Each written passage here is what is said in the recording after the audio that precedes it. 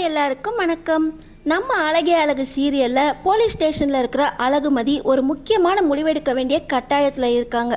நம்ம அழகுமதியோட இந்த முடிவால் என்னென்ன மாற்றங்கள்லாம் நடக்க போகுது தெரிஞ்சுக்கிறதுக்கு முன்னாடி இந்த வீடியோக்கு ஒரு லைக் போட்டுக்கோங்க. ஸோ பார்த்தீங்கன்னா நம்ம அழகுமதி சுரேஷ்கிட்டேயே சுரேஷை பற்றி கம்ப்ளைண்ட் பண்ண அந்த நேரம் ஸ்டேஷனில் இருந்த இன்ஸ்பெக்டர், என்னையா ஏற்கனவே நீ இந்த பொண்ணுக்கிட்ட வம்பு பண்ணி எஸ்பி ஆஃபீஸ்லேயே போய் கம்ப்ளைண்ட் பண்ணியிருக்கு. இந்த பொண்ணு சோசியல் மீடியாவில் வீடியோவும் போட்டு அதனால் உன் வேலையும் போயிருக்கு. இப்போ ஏதோ நீ மறுபடியும் வேலை கிடச்சி திரும்ப வந்திருக்க அப்படின்னு பார்த்தா மறுபடியும் இந்த பொண்ணுக்கிட்ட பிரச்சனை பண்ணியிருக்க. இந்த பொண்ணுக்கு உன்னால் எந்த ஒரு பிரச்சனையும் வரக்கூடாது அப்படின்னு எஸ்பி உன்னை ஏற்கனவே வார்ன் பண்ணியிருக்காரு. இப்போ உன் பொண்டாட்டியாக இந்த பொண்ணு மட்டும் கம்ப்ளைண்ட்டை ஃபைல் பண்ணிச்சு, உன் வேலையே போயிடும். உங்கள் அப்பா அம்மாவை வர சொல்ல ஸ்டேஷனில் வச்சு நான் விசாரிக்கிறேன் அப்படின்னு இன்ஸ்பெக்டர் இந்த சுரேஷுக்கு ஆர்டர் போட, சுரேஷ் பயந்து போய் தங்கராஜுக்கு சொல்ல, தங்கராஜ் இந்த லட்சுமி ராகவன் இவங்க 2 பேர்கிட்டையும் மாமா மதி ஸ்டேஷனில் போய் சுரேஷ் மேலே கம்ப்ளைண்ட் பண்ணியிருக்காளாம். அதனால் குடும்பத்தோட ஸ்டேஷனுக்கு வர சொல்லியிருக்காங்க.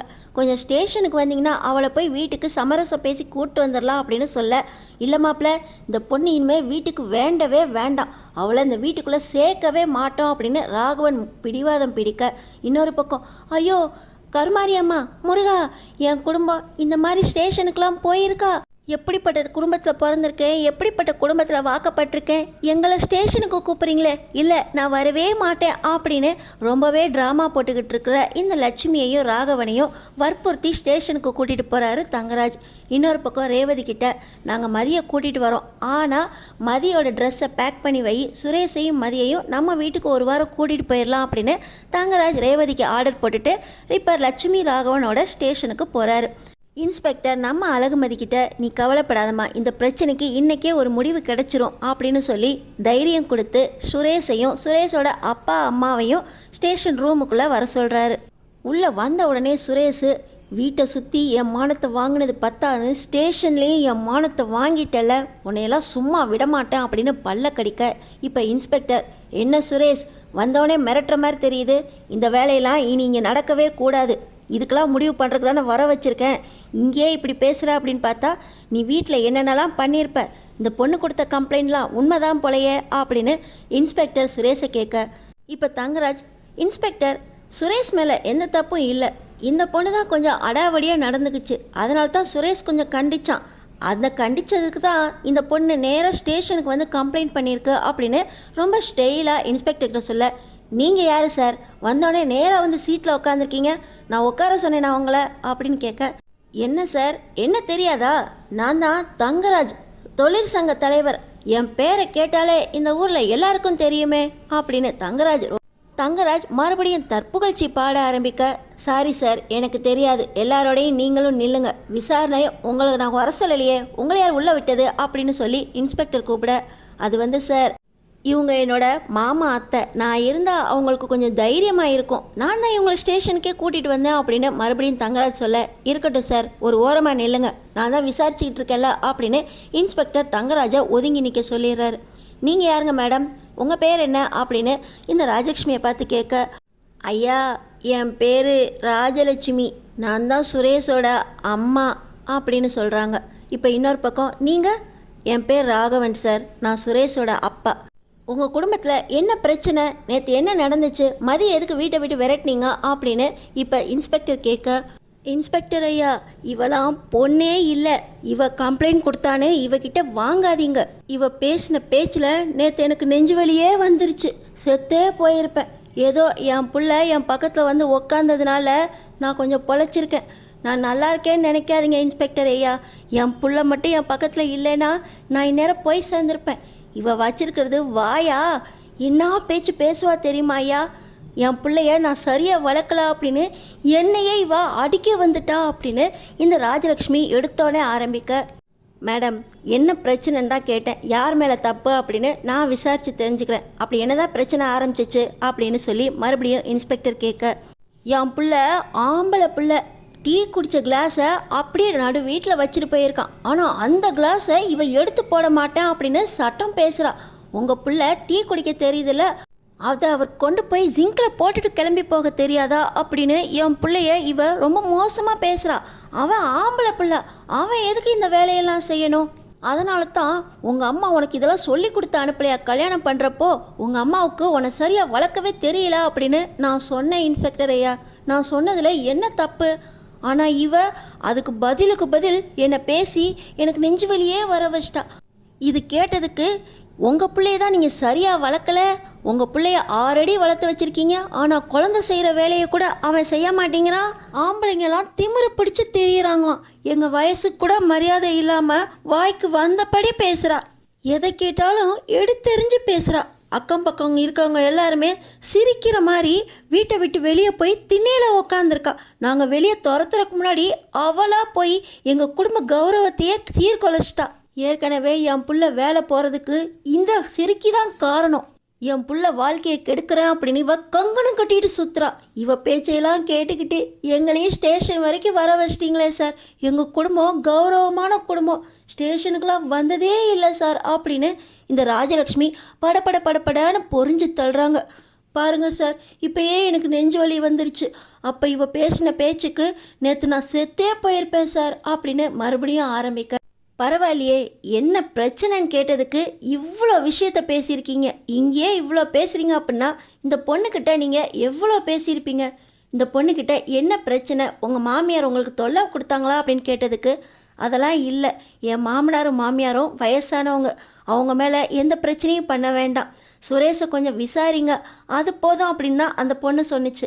ஆனால் நீங்கள் என்ன பிரச்சனைன்னு கேட்டதுக்கே இந்த பொண்ணு மேலே அடுக்கடுக்க குற்றத்தை ஏற்றிக்கிட்டே போகிறீங்க அப்படின்னு இன்ஸ்பெக்டர் கேட்க, எங்களை பற்றி இவ ஒன்றுமே சொல்லலையா அப்படின்னு ராகவன் கேட்க, இல்லை சார், உங்கள் மேலே எந்த தப்புமே இந்த பொண்ணு சொல்லலை. இந்த பொண்ணு ரொம்ப நல்ல பொண்ணாக தெரியுது. நீங்கள் தான் அந்த பொண்ணை ஏதோ பேசி வீட்டை விட்டு வெளியே அனுப்பிச்சிருக்கீங்க. ஆமாம், அந்த நேரத்தில் அந்த பொண்ணை எதுக்கு நீங்கள் வீட்டை விட்டு வெளியே அனுப்புனீங்க அப்படின்னு கேட்க, இல்லை சார், இவ தான் வீட்டை விட்டு போகிறேன்னு சொன்னான். என் மாப்பிள்ளை தான் ஃபோன் பண்ணி அவங்க அப்பா அம்மாவுக்கு சொல்லி அவங்க அப்பா அம்மாவை வச்சு கூட்டிகிட்டு போக சொன்னது. இவ தான் வெளியே உட்காந்து ஒரே சிரிக்கிற மாதிரி பண்ணிட்டா. எங்கள் மேலே எந்த தப்புமே இல்லை சார் அப்படின்னு இந்த ராஜலட்சுமி சொல்லி முடிக்கும் போதே தங்கராஜ், சார், அந்த பொண்ணே எங்கள் மேலே எந்த தப்பும் இல்லைன்னு சொல்லிருச்சு. சுரேஷ் மேலேயும் எந்த தப்பும் இருக்காது சார். ஏதோ புருஷன் பொண்டாட்டி பிரச்சனை, கொஞ்சம் கண்டித்து அனுப்பிச்சி வைங்க சார், நாங்கள் எங்கள் வீட்டுக்கே கூட்டிகிட்டு போகிறோம் அப்படின்னு தங்கராஜ் பேசுகிறாரு. நீங்கள் யார் சார்? இந்த பிரச்சனையில் உங்களை நான் வரவே சொல்லலை. நீங்களாம் உள்ளே நுழைஞ்சு நீங்கள் பஞ்சாயத்து பேச வேண்டாம் சார். நான் இருக்கேன்ல, நான் பேசிக்குவேன். என்ன முடிவெடுக்கணும்னு எனக்கு தெரியும். நீங்கள் என்னமோ இந்த பொண்ணை வீட்டுக்கு அனுப்பிச்சி விடுன்னு சொல்கிறீங்க. புருஷன் பொண்டாட்டி பிரச்சனைனா இப்படி ஸ்டேஷன் வரைக்கும் வந்திருக்காது. நாங்கள் இந்த பிரச்சனையை எப்படி டீல் பண்ணணும்னு நாங்கள் பார்த்துக்குறோம். நீங்கள் கொஞ்சம் விலகியே இருங்க சார் அப்படின்னு மறுபடியும் இன்ஸ்பெக்டர் சொல்ல, தங்கராஜ், என்ன பண்ணுறது, உங்ககிட்டலாம் பேசணும்னு எனக்கு தலை விதி. இவ என்னையும் இங்கே கொண்டு வந்து நிறுத்திட்டா. என் அத்தை மாமாக்காக இங்கே வந்து நின்னேன் அப்படின்னு சொல்லி தங்கராஜ் வாய்க்குள்ளே முனம்ப, சார், இங்கே அமைதியாக நிற்கிறதுனா நில்லுங்க, இல்லை வெளியே போங்க சார் அப்படின்னு மறுபடியும் இன்ஸ்பெக்டர் சொல்ல, இல்லை சார், நான் நின்றுக்கிறேன் அப்படின்னு தங்கராஜ் பம்மா ஆரம்பிச்சிட்றாரு. என்னங்க மேடம், இங்கேயே நீங்கள் இவ்வளோ குற்றச்சாட்டு வைக்கிறீங்க. இந்த பொண்ணை வீட்டுக்கு கூட்டிகிட்டு போய் நீங்கள் நிம்மதியாக இருக்க விடுவீங்களா? இவங்க கம்ப்ளைண்ட் கொடுத்தது உங்கள் புள்ள சுரேஷ் மேலே. அவர் அடிக்க கை ஓங்கினாராம், ஃபோன் பண்ணி மிரட்டுறாராம், வெளியே நிற்க வேற வச்சுருக்கீங்க. இதெல்லாம் மகளிர் சங்கத்துக்கு தெரிஞ்சால் என்ன நடக்கும் தெரியுமா? ஐயா, இவ சொன்னதெல்லாம் நம்பவே நம்பாதீங்க ஐயா. இவளை ஒரே ஒரு மன்னிப்பு கேட்க சொன்னதுக்கு மன்னிப்பு கேட்க மாட்டேன் அப்படின்னு பிடிவாதமாக இருந்தா. அதுக்கெல்லாம் என் பிள்ளை வெளியே நிற்க வச்சான் அப்படின்னு இந்த ராஜலட்சுமி சொல்ல, அப்போ இந்த பொண்ணை வெளியே துரத்தியிருக்கீங்க, மன்னிப்பு கேட்க சொல்லி மிரட்டியிருக்கீங்க. இந்த பொண்ணு மன்னிப்பு கேட்கணும்னு எந்த ஒரு அவசியமுமே இல்லை. இந்த பொண்ணு விரும்பினா நீங்கள் தான் அந்த பொண்ணுக்கிட்ட மன்னிப்பு கேட்கணும்.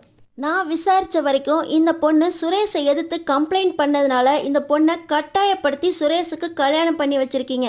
அதுவே முதல் தப்பு. அந்த பொண்ணு விசாரணை கமிஷனில் என் மேலே தான் தப்பு அப்படின்னு எழுதி கொடுத்ததுனால மட்டும்தான் உங்கள் பையனுக்கு வேலை கிடச்சிருக்கு. ஏற்கனவே உங்கள் புள்ள அராஜகம் பண்ணி அவரோட வேலை போய் இந்த பொண்ணுக்கு உன்னால் எந்த பிரச்சனையும் வரக்கூடாதுன்னு சொல்லி தான் வேலையை திருப்பி கொடுத்துருக்காங்க. இந்த பொண்ணால் தான் இந்த சுரேஷுக்கு வேலையே மறுபடியும் கிடச்சிருக்கு. எல்லா விஷயம் எங்களுக்கு தெரியும். மறுபடியும் இந்த பொண்ணு கொடுத்த இந்த கம்ப்ளைண்ட்டை நான் வாங்கிக்கிட்டேன்னா சுரேஷுக்கு வேலை போயிடும். இந்த பிரச்சனையை சமரசமாக தீர்க்கிறதா இருந்தால் இந்த பொண்ணுக்கிட்ட நீங்கள் ஸ்டேஷனில் வச்சு மன்னிப்பு கேட்கணும். இனிமே உங்களால் இந்த பொண்ணுக்கு எந்த பிரச்சனையும் வரக்கூடாது அப்படின்னு இன்ஸ்பெக்டர் சொல்ல, நான் இவகிட்ட மன்னிப்பு கேட்கணுமா? என்ன சார் சொல்கிறீங்க அப்படின்னு மறுபடியும் இந்த ராஜலட்சுமி சொல்ல, சார், உங்கள் மனைவிக்கு புரிய வைங்க. உங்கள் மனைவி ரொம்ப ஓவராக பேசுகிறாங்க. அவங்க மன்னிப்பு கேட்டு சுரேஷ் கூட நான் வாழ்கிறேன் அப்படின்னு இந்த பொண்ணு சொன்னாதான் நான் உங்கள் வீட்டுக்கு அனுப்பி வைப்பேன். இல்லாட்டி அந்த பொண்ணு கொடுத்த கம்ப்ளைண்ட்டுக்கு லீகலாக என்ன ஆக்ஷன் எடுக்கணுமோ நான் எடுத்தேன்னா அப்புறம் என்ன நடக்கும்னு உங்களுக்கே தெரியும் அப்படின்னு இன்ஸ்பெக்டர் நல்லாவே மிரட்டுறாரு. இப்போ பார்த்தீங்கன்னா தங்கராஜ், மாமா மன்னிப்பு தானே கேட்டுருங்க, வீட்டுக்கு கூட்டிகிட்டு போகலாம் மதிய அப்படின்னு தங்கராஜ் ராகவன் கிட்ட சொல்ல, மாப்பிள்ள அது நான் சொல்கிறேன்ல மாமா, மன்னிப்பு கேட்க சொல்லுங்கள், கேட்டதுக்கப்புறம் வீட்டுக்கு மதிய கூட்டிகிட்டு போவோம் அப்படின்னு சொல்லி தங்கராஜ் சொல்கிறாரு. சார் நான் வீட்டுக்கு போக விரும்பலை சார் அப்படின்னு மதி சொல்கிறாங்க. அவளே சொல்கிறாளே சார், இவ எங்கள் வீட்டுக்கு வேண்டவே வேண்டாம், இவ வீட்டுக்குள்ளே வந்தால் எங்களோட நிம்மதி மறுபடியும் போயிடும், போலீஸ் ஸ்டேஷன் வரைக்கும் வர மாதிரி பொண்ணு எங்கள் குடும்பத்துக்கு செட்டே ஆக மாட்டா அப்படின்னு இந்த ராஜலக்ஷ்மி மறுபடியும் கத்த. மேடம் என்ன பேச்சு பேசிக்கிட்டு இருக்கீங்க, இந்த இடத்துல முடிவெடுக்க வேண்டியது அவங்களா விட்டாதான் நான் அவங்கள ஸ்டேஷன்லேருந்து வெளியே போக முடியும். அவங்க கம்ப்ளைண்ட்டை நாங்கள் வாங்கி லீகல் ஆக்ஷன் எடுக்கணும் அப்படின்னா நீங்கள் தான் முதல்ல அரெஸ்ட் ஆகணும். உங்களை அரெஸ்ட் பண்ணி லாக்கப்பில் தள்ளுறதை தவிர வேறு வழியே கிடையாது. என்ன மேடம் சொல்கிறீங்க, அந்த பொண்ணுக்கிட்ட முதல்ல மன்னிப்பு கேளுங்க அப்படின்னு மறுபடியும் இன்ஸ்பெக்டர் சொல்ல, மன்னிப்பா, நான் செத்தாலும் மன்னிப்பு கேட்கவே மாட்டேன் சார் அப்படின்னு ராஜலக்ஷ்மி ஒரே பிடிவாதமாக இருக்க, ராகவனும் சார் இவெல்லாம் ஒரு பொண்ணே இல்லை, இவ பேச்சை கேட்டுக்கிட்டு என்னையும் என் பொண்டாட்டியும் நீங்கள் மன்னிப்பு கேட்க சொல்லிக்கிட்டு இருக்கீங்க, என்ன சார் இங்கேயும் ஒரே அராஜகமாக இருக்குது அப்படின்னு ராகவன் கத்துறாரு. என்ன சார் இவ்வளோ நேரம் அமைதியாக இருந்துட்டு நீங்களும் பேச ஆரம்பிச்சிட்டிங்க, நீங்கள் 2 பேரும் சேர்ந்து தான் அந்த பொண்ணை வெளியே துரத்தி விட்டுருக்கீங்க, கொஞ்சம் விட்டுருந்தா அந்த பொண்ணை கொலையே பண்ணிவிட்டு அவளோ சூசைட் பண்ணிட்டான்னு சொல்லியிருப்பீங்க போலையே அப்படின்னு இன்ஸ்பெக்டர் சொல்ல, அது ஒன்று தான் குறையாக இருக்குது, இவ எங்கள் வீட்டுக்கு வேண்டவே வேண்டாம் சார், அப்புறம் நாங்கள் தான் சாகணும் அப்படின்னு மறுபடியும் ராகவனும் ராஜலக்ஷ்மியும் சொல்கிறாங்க. அதெல்லாம் முடியாது மேடம், அவங்க கம்ப்ளைண்ட் பண்ண வந்திருக்காங்க, விசாரித்ததில் கம்ப்ளைண்ட் அவங்க எழுதி கொடுத்ததில் எந்த தப்புமே இல்லை, ஒன்று மன்னிப்பு கேட்டு வீட்டுக்கு கூட்டிகிட்டு போங்க, அந்த பொண்ணு சம்மதிச்சா நீங்கள் கூட்டிகிட்டு போகலாம் மன்னிக்கலாம், இல்லை அவங்க லீகலாக ஆக்ஷன் எடுங்க அப்படின்னு சொல்லி கம்ப்ளைண்ட்டை கொடுத்தா போதும், உங்களை தூக்கி லாக்கப்பில் வைப்போம், அதுவும் உங்கள் பையனே வைப்பார், அடுத்தாப்புல அவரோட வேலையும் போகும், என்ன சொல்கிறீங்க அப்படின்னு இன்ஸ்பெக்டர் கேட்குறாரு. தங்கராஜ் பல்ல கடிச்சிக்கிட்டு அமைதியாக நிற்கிறாரு. மாப்பிள்ள பாருங்க மாப்பிள்ள, என்னென்னமோ பேசுகிறாங்க, எங்களை தூக்கி லாக்கப்பில் வைக்க போகிறாங்களா மாப்பிள்ள, சுரேஷுக்கு வேலை போகுதா மாப்பிள்ள, இவ பண்ணுற வேலை, இவளை எங்கள் வீட்டுக்கு கூட்டிகிட்டு வந்தது உங்கள் தப்பு தான் மாப்பிள்ள அப்படின்னு ராகவன் தங்கராஜ் கிட்ட சொல்ல, இங்கே பேசிக்கிட்டு இருக்கோம் சார், நீங்கள் எங்கே அவர்கிட்ட பேசிக்கிட்டு இருக்கீங்க, நீங்கள் கொஞ்சம் வெளியே இருங்க சார் அப்படின்னு தங்கராஜ் வெளியே போக சொல்ல, சார் சார் அப்படின்னு மறுபடியும் ராகவன் கெஞ்சார். நீங்கள் என்கிட்ட பேசி எந்த பிரயோஜனமும் இல்லை அப்படின்னு சொல்லிக்கிட்டு இருக்கும்போதே நம்ம அழகுமதி, சார் அவங்க மேலே எந்த தப்பும் இல்லை சார், நான் கம்ப்ளைண்ட் வாபஸ் வாங்கிக்கிறேன் அப்படின்னு சொல்லி நம்ம அழகுமதி சொல்ல, மேடம் அவங்க எவ்வளோ நல்ல பொண்ணாக இருக்காங்க பாருங்கள் மேடம், அவங்களே கம்ப்ளைண்ட்டை வாபஸ் வாங்கிக்கிறேன்னு சொல்கிறாங்க. சுரேஷ் இந்த பிரச்சனை ரொம்ப பெருசாக போச்சுன்னா என்ன நடக்கும்னு தெரியல, உங்கள் பொண்டாட்டியை உங்கள் வீட்டுக்கு மன்னிக்க சொல்லி கூட்டிகிட்டு போங்க, எவ்வளோ நல்ல பொண்ணு, அந்த பொண்ணை போய் நீங்கள் கொடுமை பண்ணுறீங்க அப்படின்னு இன்ஸ்பெக்டரும் சொல்ல, சார் இவ எங்கள் வீட்டுக்கு வேண்டாம் சார் அப்படின்னு மறுபடியும் சுரேஷ் சொல்ல, என்ன சுரேஷ் அப்படின்னு மறுபடியும் இன்ஸ்பெக்டர் கேட்க, மதி வீட்டுக்கு வா அப்படின்னு ஒரு ஆர்டர் போடுறாரு.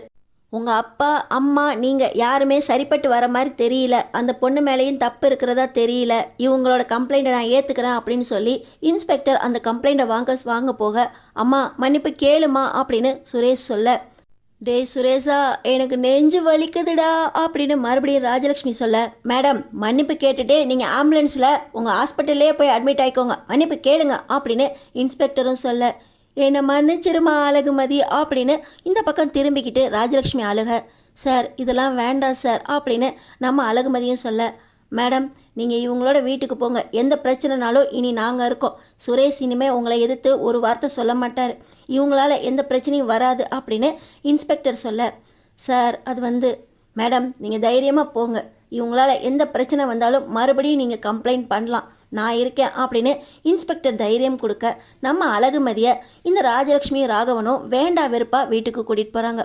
வீட்டுக்கு போன உடனே இப்போ ராஜலக்ஷ்மி ராகவனும், நில்லுமா வாசலே நில்லு, ரேவதி அவங்க ட்ரெஸ் எல்லாம் எடுத்து வச்சிட்டியா அப்படின்னு ராஜலக்ஷ்மி ராகவனும் உள்ளே போக, இதை வந்துடுறேம்மா அப்படின்னு ரேவதி நம்ம அழகுமதியோட சூட்கேஸோட வர மலரும் பின்னாடியே வராங்க. ரேவதி அது நீ மதியை கூட்டிகிட்டு தான் போகணுமா அப்படின்னு கேட்குறாங்க. இன்னொரு பக்கம் மதியோட அப்பா அம்மாவும் வந்து நிற்கிறாங்க. இந்த நேரத்தில் மலர், மதி நீ வீட்டுக்குள்ளே வா மதி, உள்ளே வந்தோடனே பேசிக்கலாம் அப்படின்னு மலர் கூப்பிட, என்னடி இது எங்கள் வீடா இல்லை உங்கள் வீடா, நான் இல்லை வீட்டுக்குள்ளே கூப்பிடணும், அவளை வெளியே நில்லுன்னு சொல்லிட்டு வந்திருக்கேன், நீ என்னமோ உள்ளே கூப்பிட்ற அப்படின்னு மலரை சத்தம் போடுறாங்க ராஜலக்ஷ்மி. என்ன நடக்குதுங்க அப்படின்னு மதி மறுபடியும் கேட்க ரேவதி இப்போ சொல்ல ஆரம்பிக்கிறாங்க. மதி, நீயும் சுரேஷும் ஒரு வாரத்துக்கு எங்கள் வீட்டில் வந்து இருங்க, நான் எங்கள் வீட்டில் வச்சு நல்லா பார்த்துக்கிறேன், கொஞ்சம் பிரச்சனைலாம் சூட ஆறட்டும், அப்புறமா நீ இந்த வீட்டில் வரலாம் அப்படின்னு நம்ம மதிக்கிட்ட ரேவதி சொல்கிறாங்க. நான் இந்த வீட்டுக்கு வரமாட்டேன்னு சொன்னேன், இன்ஸ்பெக்டர் தான் இனி எந்த பிரச்சனையும் வராது அப்படின்னு கட்டாயப்படுத்தி அனுப்பி வச்சார். இங்கே வந்து பார்த்தா என்ன யார் வீட்டுக்கோ போக சொல்கிறீங்க, நான் யார் வீட்டுக்கோ போகிறதுக்காக தான் சுரேஷை கல்யாணம் பண்ணேனா அப்படின்னு நம்ம மதி கேட்குறாங்க. மதி, உள்ள வா மதி, உள்ளே வச்சு பேசிக்கலாம் அப்படின்னு நம்ம மலர் சொல்லிக்கிட்டு இருக்கும்போதே மறுபடியும் வாசலில் ஊர்க்காரங்க எல்லாம் கூடிடுறாங்க. நீ உள்ள வா மதி அப்படின்னு மலர் கூப்பிட, இல்லைங்க்கா என்னை உள்ள வான்னு அத்தை தான் கூப்பிடணும், நீங்கள் இருங்கக்கா அப்படின்னு மறுபடியும் நம்ம மதி சொல்ல, அத்தை அப்படின்னு மலர் ராஜலக்ஷ்மியை கூப்பிட, இல்லை இவ இந்த வீட்டுக்குள்ளே வரவே கூடாது, இவ வேண்டவே வேண்டாம் அப்படின்னு மறுபடியும் ராகவனும் ராஜலக்ஷ்மியும் பேச, நான் அப்போ அப்படியே எங்கள் வீட்டுக்கு போகிறேன் அப்படின்னு நம்ம மதி கிளம்ப போகிறாங்க. கரெக்டாக இந்த நேரத்தில் ராமமூர்த்தியும் காஞ்சனாவும் வீட்டுக்குள்ளே வர, என்னம்மா இங்கே என்ன நடக்குது, உடனே வாங்க அப்படின்னு மலர் தான் எங்களை ஃபோன் பண்ணி வர சொன்னிச்சு, இங்கே வந்து பார்த்தா என்னென்னமோ நடந்துக்கிட்டு இருக்கேன், என்னதான் மதி நடக்குது அப்படின்னு காஞ்சனா கேட்க, அது வந்தும்மா ஸ்டேஷனில் இன்ஸ்பெக்டர் சார் என்னை இவங்க வீட்டில் மறுபடியும் இருக்கணும்னு சொல்லி அனுப்பிச்சாரு, ஆனால் இவங்க தங்கராஜனை வீட்டுக்கு போக சொல்கிறாங்க அப்படின்னு நம்ம மதி சொல்ல, என் பொண்ணு இந்த வீட்டில் தானே இருக்கணும், எதுக்கு அவர் வீட்டுக்கு போகணும் அப்படின்னு காஞ்சனாவும் கேட்க, இவன் இந்த வீட்டுக்கு சரிப்பட்டு வரமாட்டா அப்படின்னு உள்ளேருந்தே ராஜலக்ஷ்மி பதில சொல்ல, இப்போ தங்கராஜ் நம்ம அழகுமதி கிட்ட, மதி நீயும் சுரேஷும் ஒரு வாரம் எங்கள் வீட்டில் வந்து இருங்க அப்படின்னு தங்கராஜ் கூப்பிட்றாரு.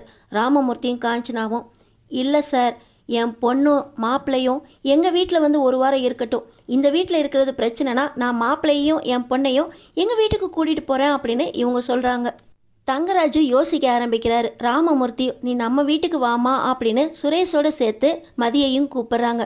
நம்ம மதி சுரேஷோட சேர்ந்து தங்கராஜ் வீட்டுக்கு போகிறது நல்லதா இல்லை ராமமூர்த்தி வீட்டுக்கு பிறந்த வீட்டுக்கே சுரேஷோட போகிறது நல்லதா, நம்ம அழகுமதி என்ன முடிவெடுக்க போகிறாங்க, அடுத்தடுத்து என்ன நடக்க போகுதுன்னு தெரிஞ்சுக்கிறதுக்கு நம்ம சேனலை சப்ஸ்கிரைப் பண்ணி தொடர்ந்து பாருங்கள்.